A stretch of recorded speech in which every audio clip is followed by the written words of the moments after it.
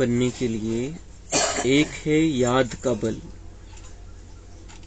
दूसरा है सजाओं का बल। तुम्हें याद के बल से पावन बन ऊंच पद पाना है। प्रश्न, बाप रूहानी सर्जन है, वह तुम्हें कौन सा धीरज देने आए हैं? उत्तर, जैसे वह सर्जन रोगी को धीरज देते हैं कि अभी बीमारी ठीक हो जाएगी, ऐसे रूहानी सर्जन भी तुम बच्चों को धीरज देते हैं। बच्चे, तुम माया की बीमारी से घबराओ नहीं। सर्जन दवा देते हैं तो यह बीमारियां सब बाहर निकलेंगी।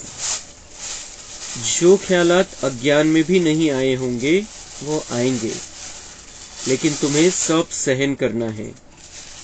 थोड़ा मेहनत करो, तुम्हारे अब सुख के दिन आए कि आए। ओम शांति। बेहद का बाप सभी बच्चों को समझाते हैं, तुम सबको पैगाम पहुंचाना है कि अब बाप आए हैं। बाप धीरज दे रहे हैं क्योंकि भक्ति मार्ग में बुलाते हैं, बाबा आओ, लिबरेट करो, दुख से छुड़ाओ। तो बाप धीरज देते हैं। बाकी थोड़े रोज हैं। कोई की बीमारी छूटने पर होती है तो कहते हैं अब ठीक हो जाएगी। बच्चे भी समझते हैं कि इस छीछी दुनिया में बाकी थोड़ा रोज है, फिर हम नई दुनिया में जाएंगे।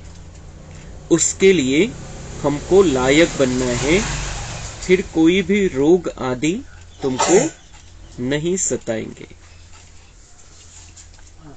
बाप धैर्य देकर कहते हैं थोड़ी मेहनत करो, और कोई नहीं जो ऐसे धीरज दे। तुम ही तमो प्रधान हो गए हो, अब बाप आए हैं तुमको फिर से सतो प्रधान बनाने के लिए। अभी सभी आत्माएं पवित्र बन जाएंगी, कोई योग बल से, कोई सजाओं के बल से। सजाओं का भी बल है ना। सजाओं से जो पवित्र बनेंगे उनका पद कम हो जाएगा। तुम बच्चों को श्रीमत मिलती रहती है। बाप कहते हैं माम एकम याद करो, तुम्हारे सब पाप भस्म हो जाएंगे। अगर याद नहीं करेंगे तो पाप 100 गुना बन जाएगा, क्योंकि पाप आत्मा बन तुम मेरी निंदा कराते हो। मनुष्य कहेंगे इनको ईश्वर ऐसी मत देते हैं जो आसुरी चलन दिखाते हैं। उतराव चढ़ाव भी होता है ना। बच्चे हार भी खाते हैं, अच्छे अच्छे बच्चे भी हार खाते हैं, तो पाप कटते ही नहीं है, फिर भोगना भी पड़ता है। यह बहुत छीछी दुनिया है, इसमें सब कुछ होता रहता है। बाप को बुलाते ही है कि बाबा आकर हमको भविष्य नई दुनिया के लिए रास्ता बताओ। बाबा जानते हैं उस तरफ है पुरानी दुनिया, इस तरफ है नई दुनिया, तुम हो नैया। अब तुम पुरुषोत्तम बनने के लिए चल रहे हो। तुम्हारा इस पुरानी दुनिया से लंगर उठ गया है, तो जहां जा रहे हो उस घर को ही याद करना है।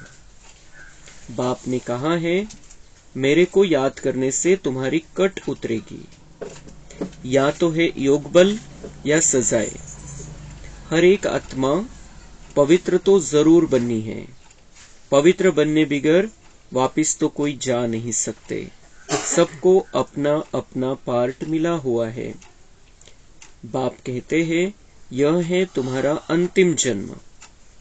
मनुष्य कहते हैं कलयुग अर्जुन छोटा बच्चा है। मनुष्य अभी इससे भी और दुखी होंगे। तुम संगम युगी ब्राह्मण समझते हो, यह दुख धाम तो अभी खत्म होना है। बाप धीरज देते हैं। कल्प पहले बाप ने कहा था माम एकम, मुझे याद करो तो पापों की कट उतर जाएगी। यह मैं गारंटी करता हूँ। यह भी समझाते हैं कलयुग का विनाश जरूर होना है और सतयुग भी जरूर आना है। खातरी मिलती है, बच्चों को निश्चय भी है, परंतु याद न ठहरने के कारण कोई न कोई विकर्म कर लेते हैं। कहते हैं बाबा क्रोध आ जाता है, इसको भी भूत कहा जाता है। 5 भूत दुख देते हैं इस रावण राज्य में। यह पिछाड़ी का हिसाब किताब भी चुकतू करना है। जिनको पहले कभी काम विकार नहीं सताता था उनको भी बीमारी इमर्ज हो जाती है। कहते पहले तो ऐसा विकल्प कभी नहीं आया, अब क्यों सताता है? यह ज्ञान है ना, ज्ञान सारी बीमारी को बाहर निकालता है, भक्ति सारी बीमारी को नहीं निकालती। यह है ही अशुद्ध विकारी दुनिया। 100% अशुद्धता है। 100% पतित से फिर 100% पावन होना है। 100% भ्रष्टाचारी से 100% पावन श्रेष्ठाचारी दुनिया बननी है। तर बाबा म्हणता है कि अभी सभी आत्माओं को लेने के लिए मैं आया हुआ हूं इस धरती पर, और आकर मैं सबको धीरज देता हूं कि बच्चे अभी थोड़े दिन बचे हैं, थोड़ा दुख बचा है, अभी तुम्हारे सुख के दिन आने वाले हैं। मैं धीरज देता हूं, तुम भी सबको धीरज दो। सभी आत्माएं दुखी, पतित, भ्रष्टाचारी, कंगाल बन गई है, उन सबको तुम्हें धीरज देना है कि अभी भगवान आया है, अब सब कुछ ये दुनिया में परिवर्तन होने वाला है, दुनिया बदलने वाली है, ये पुरानी दुनिया, छीछी दुनिया खत्म होने वाली है, नई दुनिया आने वाली है। यहाँ पर 100% अशुद्धता है और जो नई दुनिया बाबा हमारे लिए बना रहा है उसमें 100% शुद्धता है। कुठल्याही प्रकारचा दोष तिथं नाही, कुठल्याही प्रकारची अशुद्धता नाही। तर अशा दुनियेमध्ये घेऊन जाण्यासाठी बाबा आलेला आहे। ती दुनिया तशा प्रकारे बाबा बनवतोय। शुद्धतेची दुनिया, संपूर्ण शांतीची, संपूर्ण प्रेमाची अशी दुनिया तो बाबा बनवतोय। त्याच्या आधी, त्या दुनियेमध्ये येण्याच्या आधी सगळ्यांना आपल्या घरी जायचंय। बाबा लेने आया है और लेने आता है तो कितना प्यार से लेने आता है, कितना प्यार से हमें समझाता है। जैसे हमने कल बाबा का स्वरूप देखा, कितने मीठे स्वरूप में बाबा हमें समझाता है, सारी बातों की समझ देता है कि अब तुम कैसे थे, तुम्हें अब क्या करना है, तुम्हारी अब सेवा क्या होनी चाहिए, तुम्हें कैसे विश्व का कल्याण करना है, कैसे मनसा सेवा से परिवर्तन लाना है।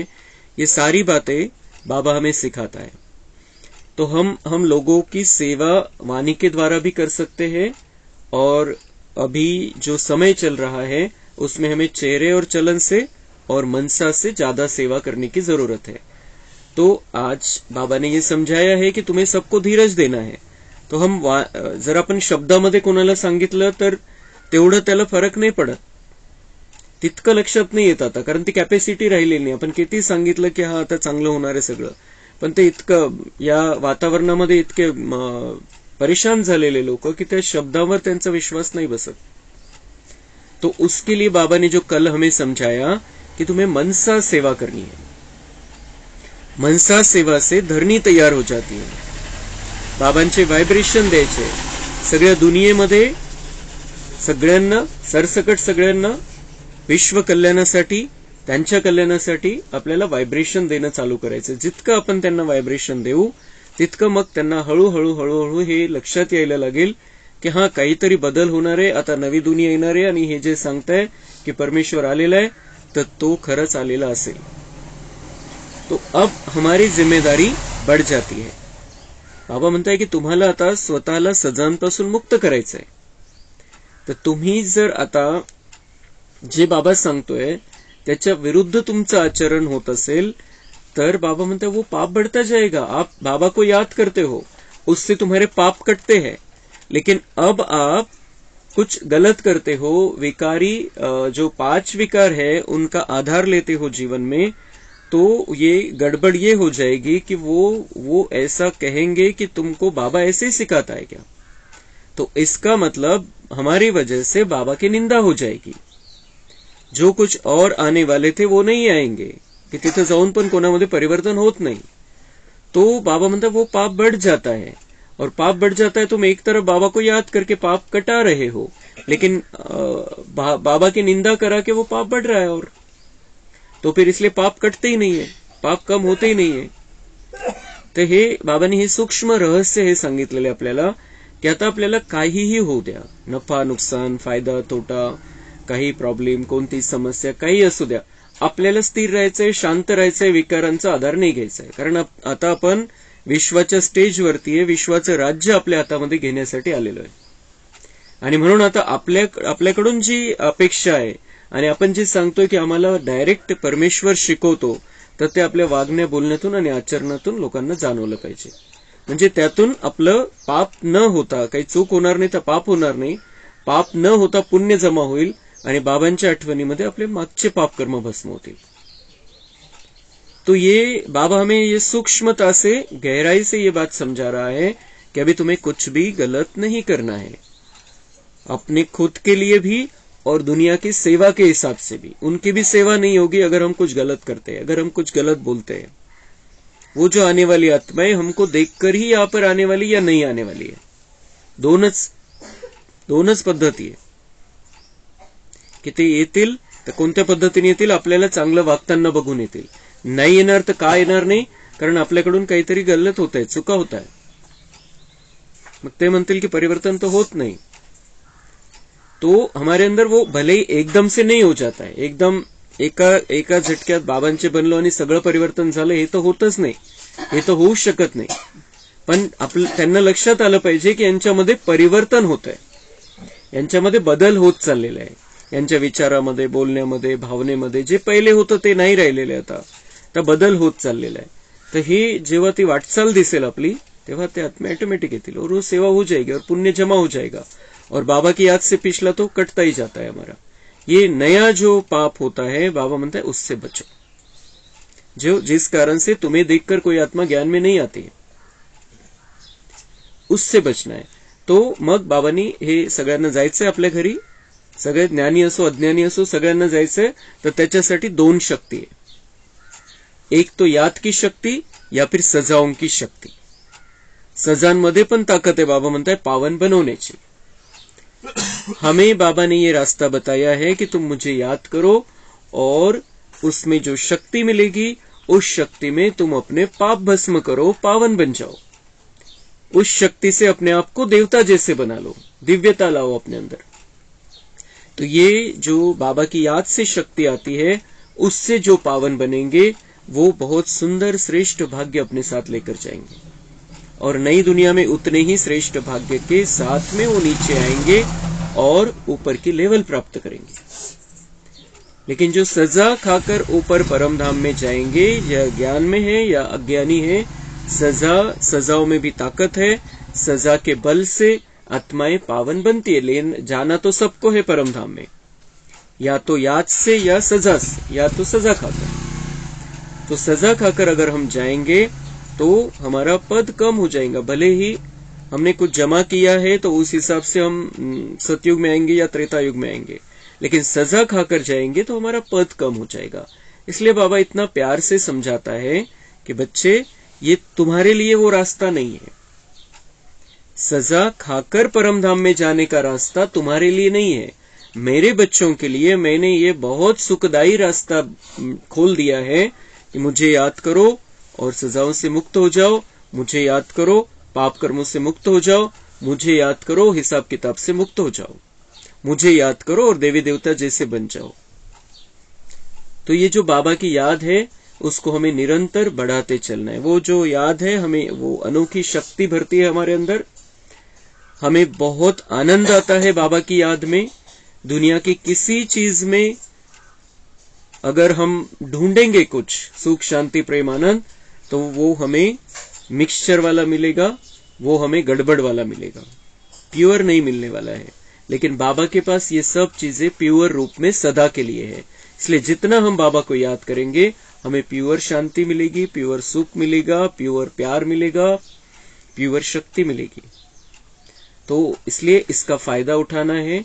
ये चांस बाबा ने हमको दिया है, भक्ति वाले उसको याद करते हैं, लेकिन वो कौन है यही पता नहीं, तो याद करने का कोई मतलब ही नाही आहे. फक्त एवढंच झालं त्या आठवणीने, आपण पण आठवण करत आलो. फक्त एवढंच झालं कि बाबा आला आणि त्यांनी आपल्याला ओळखलं कि ये मेरे बच्चे हैं कुछ जो मुझे बहुत प्यार से याद करते थे जब हमने भक्ति मार्ग शुरू किया तब.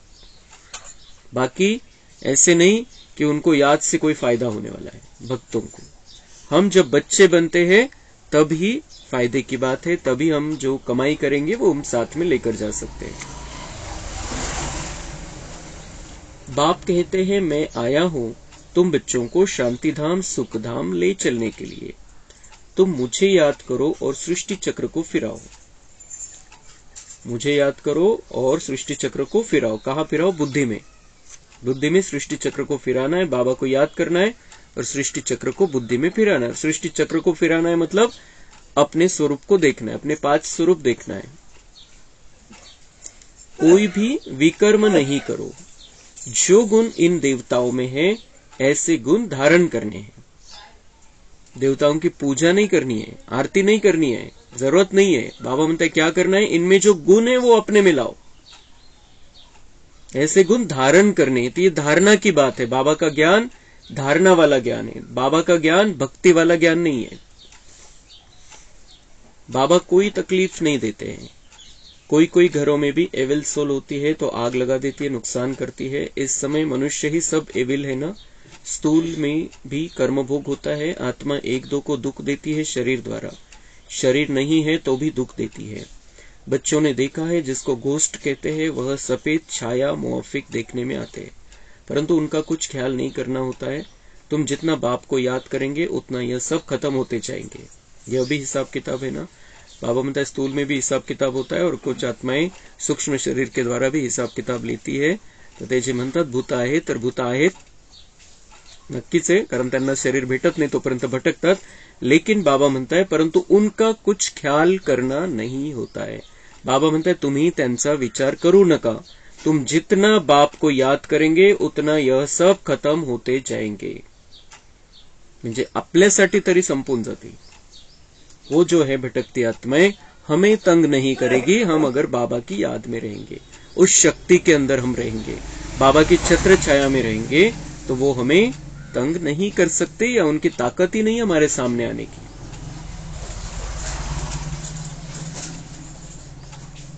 घर में बच्चियां कहती हम पवित्र रहना चाहती है, यह आत्मा कहती है. और जिनमें ज्ञान नहीं है वह कहते हैं पवित्र नहीं बनो.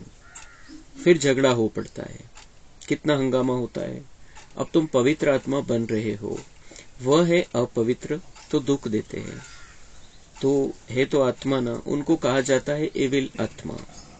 शरीर से भी तो बिगर शरीर भी दुख देते हैं. ज्ञान तो सहज है, स्वदर्शन चक्रधारी बनना है, बाकी मुख्य है पवित्रता की बात.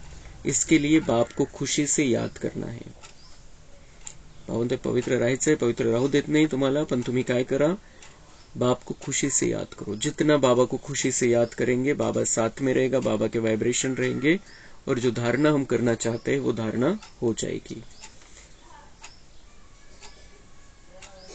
इस समय यह दुनिया है ही एविल. एक दो से अनेक प्रकार के दुख पाते रहते हैं. एविल पतित को कहा जाता है. पतित आत्मा में भी 5 विकार अनेक प्रकार के होते हैं. कोई में विकार की आदत, कोई में क्रोध की आदत, कोई में तंग करने की आदत, कोई में नुकसान करने की आदत होती है.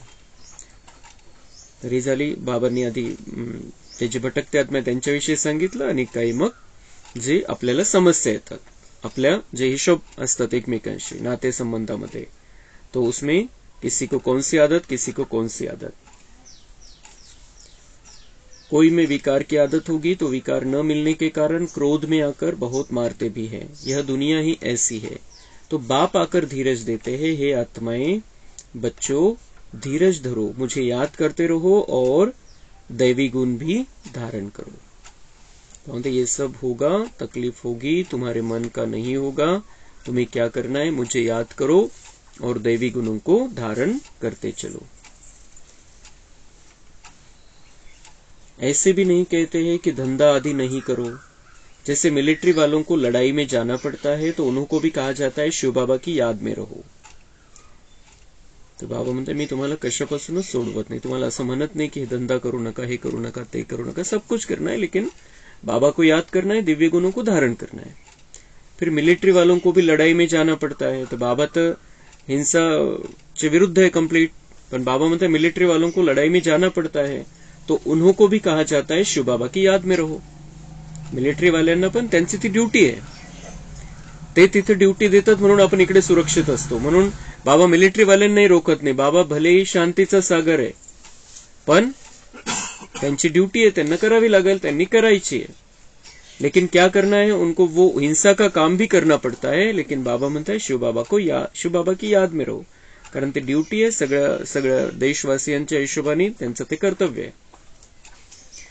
गीता के अक्षरों को उठाए वह समझते हम युद्ध के मैदान में मरेंगे तो स्वर्ग में जाएंगे, इसलिए खुशी से लड़ाई में जाते हैं। गीतेमध्ये सांगितलेले युद्धाच्या मैदानावर जर मृत्यू आला तो स्वर्गामध्ये जाणार, तर म्हणून बाबा म्हणताय वो खुशी से जाते, परंतु वह तो बात ही नहीं, ऐसे ही लड़ाई के लिए जाएंगे, लड़ाई करेंगे, उसमें मृत्यु हो जाएगी, शहीद हो जाएंगे, तो इसका मतलब ये नहीं कि स्वर्ग में जाएंगे। तो अब बाबा कहते हैं तुम स्वर्ग में जा सकते हो, सिर्फ शिव बाबा को याद करो। जा सकते हैं स्वर्ग में, वो भी युद्ध करते हुए भी अगर शहीद हो जाते तो स्वर्ग में जा सकते, लेकिन बाबा की याद में अगर शरीर छोड़े तो बाबा का बच्चा है, शिव बाबा को याद करते हुए अपनी ड्यूटी कर रहा है, और उस स्थिति में उसका शरीर छूटता है, तो बाबा म्हणतात स्वर्ग में जरूर जाएगा। पण असं नाही की लढाईमध्ये शहीद झाले म्हणून स्वर्गामध्ये जातील, असं नाहीये।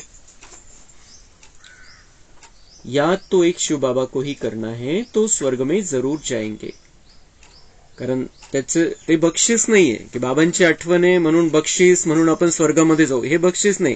बाबा की याद से पाप कर्म भस्म होते हैं, और इसलिए हम पुण्य आत्मा बनकर स्वर्ग में जा सकते हैं। जो भी आते हैं भल फिर जाकर पतित बनते हैं, तो भी स्वर्ग में जरूर आएंगे, सजाए खाकर पावन बनकर फिर भी आएंगे जरूर। बाबा म्हणता है जो आते हैं यहाँ से छोड़कर जाते हैं, बाबा को छोड़कर जाते हैं, फिर पतित बन जाते हैं, लेकिन बाबा म्हणते वो भी स्वर्ग में आएंगे जरूर। कैसे आएंगे? सजाए खाकर पावन बनकर फिर भी आएंगे जरूर। सजा की ताकत से वो पावन बनेंगे और फिर स्वर्ग देखेंगे, क्योंकि पहले बाबा के पास आकर गए हैं, वो बीज अंदर पड़ा है, और इसलिए बाबा म्हणता है वो भी, उनको भी वो देखना है नई दुनिया, लेकिन सजा खाकर। तर त्याला काही अर्थ नाही। बाबा त्याला म्हणतात मानी और मोचरा, म्हणजे कोणी आपल्याला मारतंय आणि खाऊ पण घालतंय, तो त्या खाऊ घालण्याला काही अर्थ नाही। ऐसे अगर हम नई दुनिया देखेंगे भी लेकिन सजा खाकर जाएंगे, तो त्याला काही अर्थ नहीं। बाप रहमदिल है ना, बाप समझाते हैं कोई विकर्म न करो तो विकर्माजीत बनेंगे। यह लक्ष्मी नारायण विकर्माजीत है ना, फिर रावण राज्य में विकर्मी बन जाते। विक्रम संवत शुरू होता है ना, मनुष्यों को तो कुछ भी पता नहीं है। तुम बच्चे अभी जानते हो यह लक्ष्मी नारायण विकर्माजीत बने हैं। कहेंगे विकर्माजीत नंबर 1, फिर 2500 वर्ष के बाद विक्रम संवत शुरू होता है। विकर्माजीत पहिले विकर्मांपासून मुक्त अशी दुनिया, 2500 वर्ष लक्ष्मीनारायण पासून, स्टार्टच्या लक्ष्मीनारायण पासून 2500 वर्ष विकर्माजीत आत्म्यांची दुनिया, ज्यांनी विकर्मावर विजय प्राप्त केलेला अशा आत्म्यांची दुनिया, आणि नंतर 2500 वर्षानंतर विक्रम संवत म्हणजे विकारी दुनिया स्टार्ट होते, आत्म्यामध्ये विकारांचा प्रभाव दिसायला लागतो। मोहजीत राजा की कहानी है ना, बाप कहते नष्टो मोह बनो, मामेकम याद करो तो पाप कटेंगे। जो 2500 वर्ष में पाप हुए हैं वह 50-60 वर्ष में तुम स्वयं को सतो प्रधान बना सकते हो। 2500 वर्ष में पाप हुए हैं वह 50-60 वर्ष में तुम स्वयं को सतो प्रधान बना। 2500 वर्षामध्ये जे पाप कर्म केलेले 50-60 वर्षामध्ये त्याच्यापासून मुक्त होऊ शकता।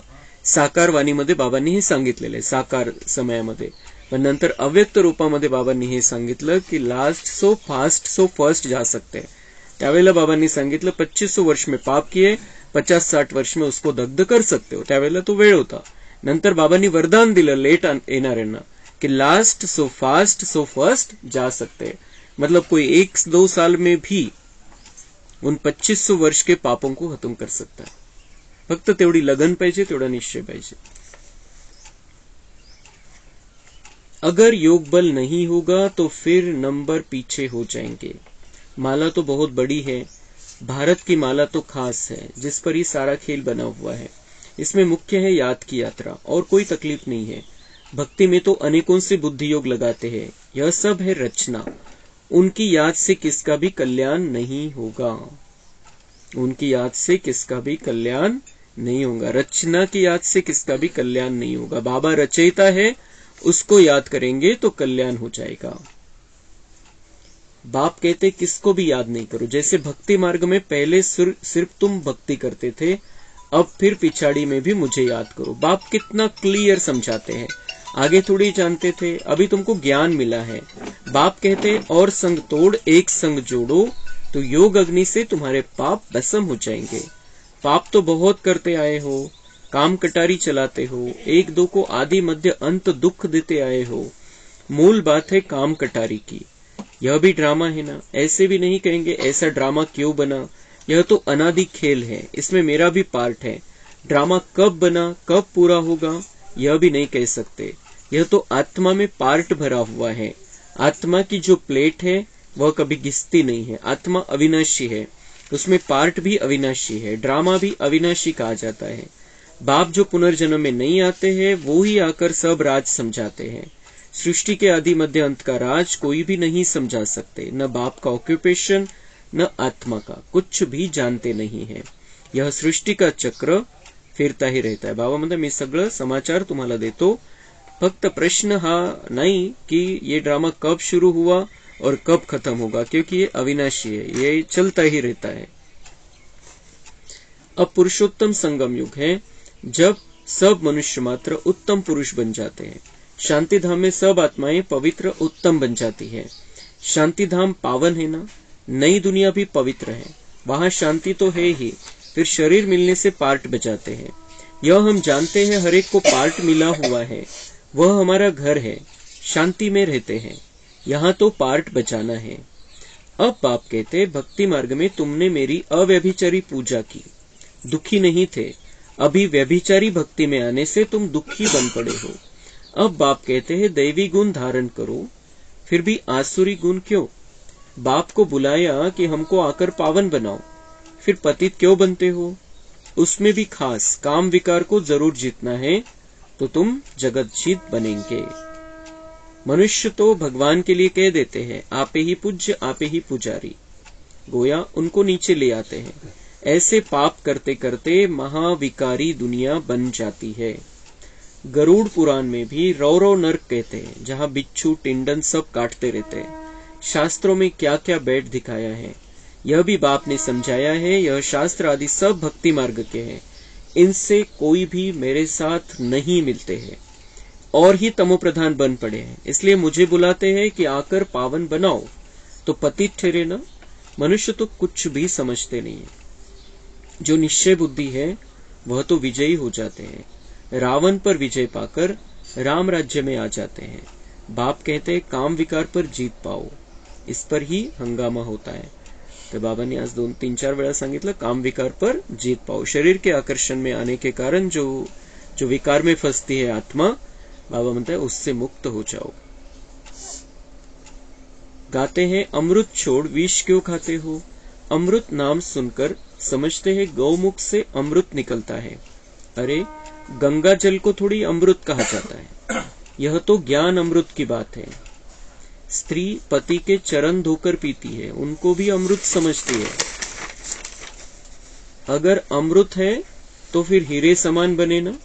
यह तो बाप ज्ञान देते हैं जिससे तुम हीरे जैसा बनते हो। बाबा म्हणते पानी की बात नहीं, ये ज्ञान की बात है। ज्ञान अमृत से तुम हीरे जैसा बनते हो। कोणाचे पाय धुतल्याने बाबा म्हणते कोई हीरे जैसा बना नहीं है, बन नहीं सकता है। गंगा जल से भी कोई भी हीरे जैसा नहीं बन सकता है, पावन नहीं बन सकता है। ये ज्ञान जल की बात है, ज्ञान अमृत की बात है। पानी का नाम कितना बाला कर दिया है। भाऊ म्हणते पाण्याचं नाव किती मोठं करून टाकलेलं आहे की गंगा जल से ये होगा, ये इनके पैर धुलाने से, वो पानी पीने से ये होगा। भाऊ म्हणते पानी का नाम कितना बाला कर दिया है, किती मोठं केलेलं आहे त्याचं नाव। तुम ज्ञान अमृत पिलाते हो, वह पानी पिलाते हैं। वहां तो तुम ज्ञान अमृत पिलाते हो, ज्ञान देते हो, और ज्ञान से आत्माओं में परिवर्तन आता है, ज्ञान से आत्मा में शुद्धता आती है, उनको शक्ति मिलती है, शांति मिलती है, और वो पानी पिलाते हैं। तुम ब्राह्मणों का किसको भी पता नहीं है। वह कौरव पांडव कहते हैं, परंतु पांडवों को ब्राह्मण थोड़ी समझते। गीता में ऐसे अक्षर है नहीं जो पांडवों को ब्राह्मण समझे। बाप बैठ सब शास्त्रों का सार समझाते हैं। बच्चों को कहते हैं शास्त्रों में जो कुछ पढ़ा है और जो कुछ मैं सुनाता हूँ उसको जज करो। तुम जानते हो पहले हम जो सुनते थे वह रॉन्ग था, अब राईट सुनते। बाबा मी सगळं हे तुम्हाला या सगळ्या गोष्टी सांगतोय, तुम्ही चेक करा, तुम्ही तुलना करा, तुम्ही जे शास्त्रामध्ये ऐकत आले ते आणि मी जे सांगतोय ते दोन्हीमध्ये काय योग्य वाटतं तुम्हाला तर्क लावून बुद्धीच्या आधाराने चेक करा, समजून घ्या। कि पहले अभी तुम्हें ये समझ में आ जाएगा कि हम जो पहले सुनते थे वो गलत था और अब बाबा हमें सत्य बातें सुना रहे, कारण ते सगळं तर्काचे स्पष्टीकरण आहे बाबा जे सांगतो आपल्याला। बाप ने समझाया है तुम सब सीताएं अथवा भक्तिया हो। भक्ति का फल देने वाला है राम भगवान। कहते हैं मैं आता हूं फल देने।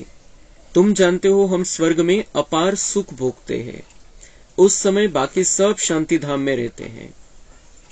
हम स्वर्ग में अपार सुख भोगते हैं और उस समय बाकी सब शांति धाम में रहते हैं। आपण सुखामध्ये राहू आणि ते शांतीमध्ये अशा शांतीमध्ये राहतील की ज्याचा अनुभव सुद्धा नाहीये। तो बाबा म्हणते तुम अपार सुख, जो हम पुरुषार्थ कर रहे हैं संगम युग में, जो कल बाबा ने मिलन की मुरली में हमें महत्व बताया संगम युग का, 1 सेकंड का महत्व, एक सेकंड का कितना महत्व है संगम युग के। तो एक भी सेकंड व्यर्थ नहीं जाना चाहिए। 1 सेकंड भी ऐसा नहीं जाना चाहिए कि हम अपने देवत्व के बारे में नहीं सोच रहे, हम बाबा के बारे में नहीं सोच रहे, या सतयुग के बारे में नहीं सोच रहे, या परमधाम के बारे में नहीं सोच रहे। तो जितना हम इस सेकंड का महत्व जानकर इसके मूल्य को समझते हुए इसको महत्व देंगे, उतना हमारा भाग्य बनता जाएगा। आणि परिणाम काय होईल? बाबा म्हणतात तुम जानते हो हम स्वर्ग में अपार सुख भोगते हैं और उस समय बाकी सब शांति धाम में रहते म्हणजे बस रहते, काही अनुभव नहीं, शांति मिलती है उनको। बाबा म्हणते उनको शांति मिलती है और तुम्हें सुख के सहित शांति मिलती है, शांति के सहित सुख मिलता है। तुम प्रेम का अनुभव करते हो, तुम आनंद का अनुभव करते हो, तुम शक्ति का अनुभव करते हो। उनको बाबा म्हणते उनको क्या मिलता है? शांति मिलती है, क्योंकि वो सिर्फ इस जन्म मृत्यु के चक्र से छूटना चाहते थे, या पाप कर्म इतने किए हैं कि वो नई दुनिया देख नहीं सकते हैं, और उस हिसाब से वो बस शांति में पड़े रहते हैं। वहां विश्व में सुख शांति पवित्रता सब कुछ है। जो हम जाएंगे वहां पर बाबा म्हणते उसमें सुख शांति पवित्रता सब कुछ है। तुम समझाते हो जबकि विश्व में एक धर्म था तब ही शांति थी, फिर भी समझते नहीं है। ठहरता कोई मुश्किल है, पिछाड़ी में बहुत आएंगे। बाबा म्हणता है तुम कितना भी समझाओ समझते नहीं है। कोई मुश्किल कोई ठहरता है, करोड़ों में कोई आत्मा यहाँ पर आती है जिसका भाग्य है। ठहरता कोई मुश्किल है, पिछाडी में बहुत आएंगे। जेव्हा सगळ्यांपासून सगळ्या त्यांची भावना उठून जाईल सगळीकडून, बाबा म्हणताय वो पिछाडी में बहुत आएंगे, आणि म्हणून ही संख्या वाढणार आहे। अचानकपणे इकडे संख्या वाढायला लागणार आहे। अजून 1 वर्ष 2 वर्षानंतर तो फार मोठं परिवर्तन होणार आहे की इतकी दुनियामध्ये इतकी हालत खराब होऊन जाईल की त्यांना हे लक्षात येईल की ये जो अगर शांति चाहिए सुख चाहिए तो यहाँ जाना पड़ेगा। तो बाबा म्हणते वो पिछाड़ी में बहुत आएंगे। जाएंगे कहाँ? भगवान को गारंटी है, कहाँ जाएंगे वो? उनको यहाँ ही आना है। यह एक ही हट्टी है, यह एक ही ऐसा स्थान है जहां पर वो जो आत्मा को चाहिए, अंदर की जो आत्मा की प्यास है वो बुझ सकती है। जैसे दुकानदार की चीज अच्छी होती है तो दाम एक होता है। भावना दुकानदार की चीज अच्छी होती है तो एक दाम रखता है वो, त्याला माहिती तो कुठेही चक्कर मारून आला तरी पुन्हा आपल्याकडे येणार आहे, क्योंकि उसको पता है उसकी चीज अच्छी है और इसलिए वो एक ही दाम रखता है उसका। असं नाही भावटाव करत बसेल, मग जायला लागलं तर त्याला बोलवेल। पता है कि वो कहीं भी देख कर आएगा, हमारी चीज उसे अच्छी लगेगी और उसकी कीमत देने को भी वो तैयार हो जाएगा। तो तसं बाबा म्हणता है यहाँ से कोई भी आकर चला जाएगा, एक बार सब तरफ देख लेगा, लेकिन उसे समझ में आएगा जो यहाँ है वो कहा भी नहीं है। यह तो शिव बाबा की हट्टी है, वह है निराकार। ब्रह्मा भी जरूर चाहिए। तुम कहलाते हो ब्रह्मा कुमार कुमारिया, शिव कुमारिया तो नहीं कहला सकते हो। ब्राह्मण भी जरूर चाहिए, ब्राह्मण बनने बिगर देवता कैसे बनेंगे। बाबा म्हणते यहाँ आना पड़ेगा, बाबा का बनना पड़ेगा और फिर देवता बन सकते हैं।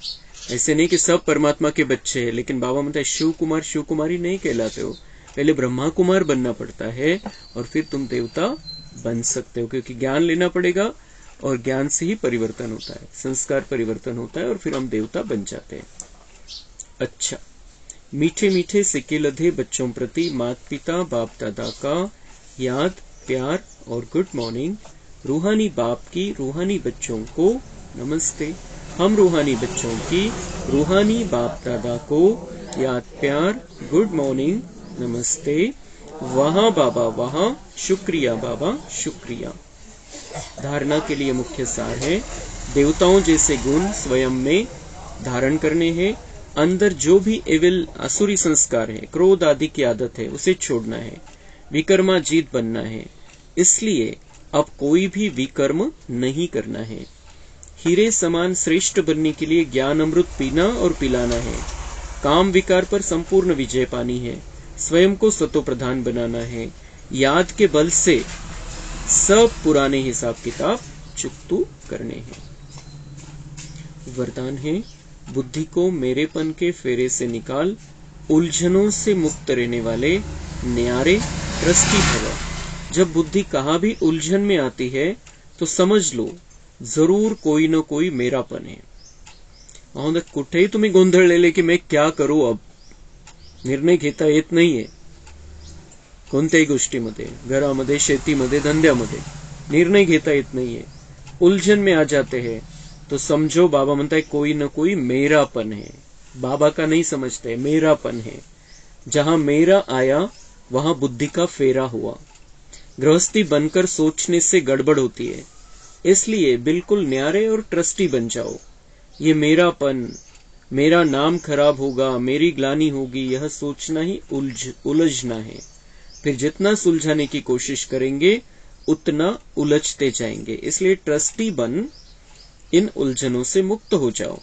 भगवान के बच्चे कभी उलझनों में नहीं आ सकते। भगवान के बच्चे हैं, बाबा म्हणता है कभी उलझनों में नहीं आ सकते। सिर्फ क्या करना है, ट्रस्टी बनकर रहो, न्यारा बनकर रहो कि बाबांनी मला सांभाळायला दिलेले, मला सेवा करायची बस, और मैं अलग, और मेरे द्वारा बाबा को जो कार्य कराना है वो ही जानता है। मैं आत्मा अलग हूँ, इस शरीर में विराजमान हूँ और बाबा मुझसे सेवा कराना चाहता है, वो उसके लिए मुझे उपस्थित रहना है बस। बाकी कैस नहीं, ये हो जाएगा, मेरा नाम खराब हो जाएगा, मेरा ये नुकसान हो जाएगा, बाबा जिम्मेदार है, बाबा देख लेगा, लेकिन हमें उस पर निश्चय बुद्धि होकर रहना है। स्लोगन, बड़े बाप के बच्चे हो, इसलिए न तो छोटी दिल करो और न छोटी बातों में घबराओ। बड़े बाप के बच्चे हैं तो छोटी दिल नहीं करनी है, मोठ्या मनानीच राहायचंय, मोठ्या मनानी चालायचंय। सगळ्यांविषयी खूप चांगली श्रेष्ठ सुंदर भावना आपल्या मनामध्ये असले पाहिजे। और हम बड़े बाप के बड़े बच्चे हैं, इसलिए छोटी बात में घबराना नहीं है, छोटी छोटी बातों में घबराना नहीं है। और कितनी भी बड़ी बात बड़े बाप के सामने छोटी है, इसलिए बाबा से बड़ी तो कोई बात है ही नहीं, तो सब छोटी बातें हैं। तो किसी भी बात में हमें घबराना नहीं है, क्योंकि हम बाबा के हैं और बाबा हमारे साथ में है। आज का पॉइंट है अव्यक्त इशारे। मधुरता की मिठाई से स्वयं का मुख मीठा करते रहना और मधुर बोल, मधुर संस्कार, मधुर स्वभाव द्वारा दूसरों का भी मुख मीठा कराते रहना। बाप दादा आप बच्चों के हर बोल में मधुरता, विशेषता देखना चाहते हैं, अमूल्य बोल सुनना चाहते हैं। जे जे बाबामध्ये आहे ते ते बाबांना आपल्यामध्ये बघायचंय। अगर हम कल का स्वरूप देख ले बाबा का, तो मधुरता से भरा हुआ बाबा का स्वरूप था, कितना मीठा लग रहा था बाबा वो, और वो महावाक्य भी कितने मीठे, बोल कितने मीठे थे, जो हम परसों देखेंगे, सोमवारी बघू आपण ती मुरली। किती गोड शब्दामध्ये बाबांनी समजवलेलं आहे, किती गोड अशी भाषा आहे, किती मधुरता दिसते त्याच्यामध्ये। तो ऐसा बाबा ये चाहता है कि तुम भी मेरे जैसे बन जाओ। हर बात जो बाबा में है, बाबा ये चाहता है कि हर बच्चा, मेरा हर बच्चा मेरे जैसा बन जाए, वो स्वरूप को प्राप्त कर ले। अच्छा, ओम शांति।